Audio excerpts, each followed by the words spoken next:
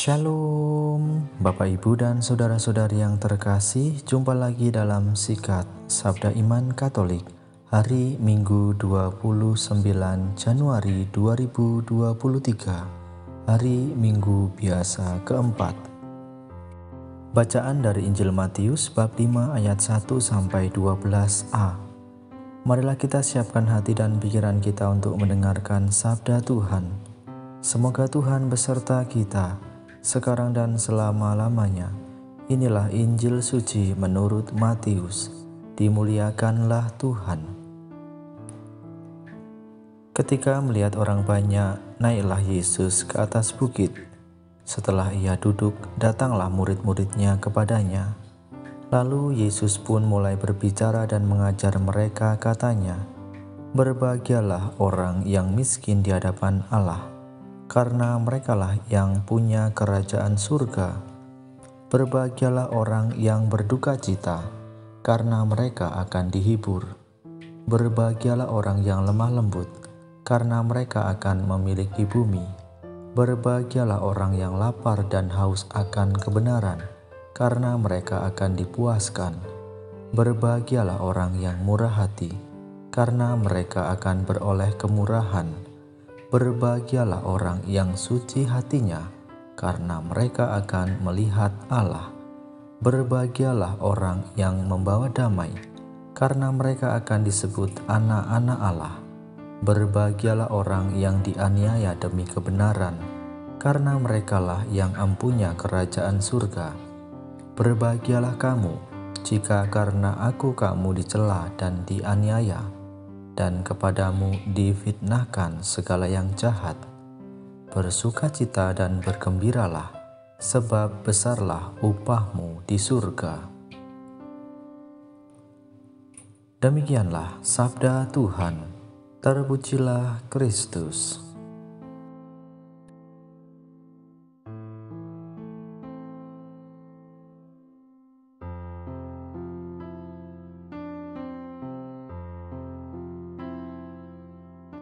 Bapak, Ibu, dan saudara-saudari yang terkasih dalam Kristus, dalam bacaan Injil yang kita dengarkan pada hari ini, di mana Yesus berbicara mengenai kriteria tentang kebahagiaan. Yesus berkata, "Berbahagialah orang yang miskin di hadapan Allah." Perkataan Yesus bertentangan dengan anggapan orang bahwa yang berbahagia adalah orang yang mempunyai banyak kemampuan di hadapan Allah atau yang unggul dalam urusan kehidupan rohani. Demikian juga kita mengira bahwa yang berbahagia adalah orang yang tertawa lebar. Namun Yesus berkata, "Berbahagialah orang yang berduka cita." Bapak, Ibu, dan saudara-saudari yang terkasih dalam Kristus, ada hal yang menarik yang terdapat dalam bacaan Injil hari ini, yaitu di dalam ayat yang ke-8, di mana Yesus mengatakan, "Berbahagialah orang yang suci hatinya." Menurut Yesus, orang yang berbahagia adalah orang yang bersih dan suci hatinya. Kata bersih mengandung arti tak tercemar atau tak dikotori, dan juga berarti tulus, murni, atau polos. Kita menginginkan tampak bersih dengan tampilan wajah dan pakaian yang bersih. Oleh karena itu, kita perlu membersihkan yang kelihatan, yaitu bagian luar. Selain bagian luar, bagian dalam dan tak kelihatan juga harus dibersihkan atau kelihatan bersih, yaitu hati kita. Maka dengan hati yang bersih, kita akan melihat Allah. Bapak, Ibu, dan saudara-saudari yang terkasih dalam Kristus, hati yang bersih memungkinkan kita untuk bertemu dengan Allah. Itulah kebahagiaan yang sejati, yaitu kebahagiaan bertemu dan melihat Allah. Tentu saja pertanyaan bagi kita, bagaimana caranya kita menemukan kebahagiaan itu, yaitu dengan bertemu dan melihat Allah. Kita hanya datang dengan hati yang polos, yang tulus dan yang bersih. Bersih dari benda-benda yang bisa mengotori semangat kita bertemu dengan Allah. Misalnya adalah hal-hal duniawi, yaitu harta atau uang.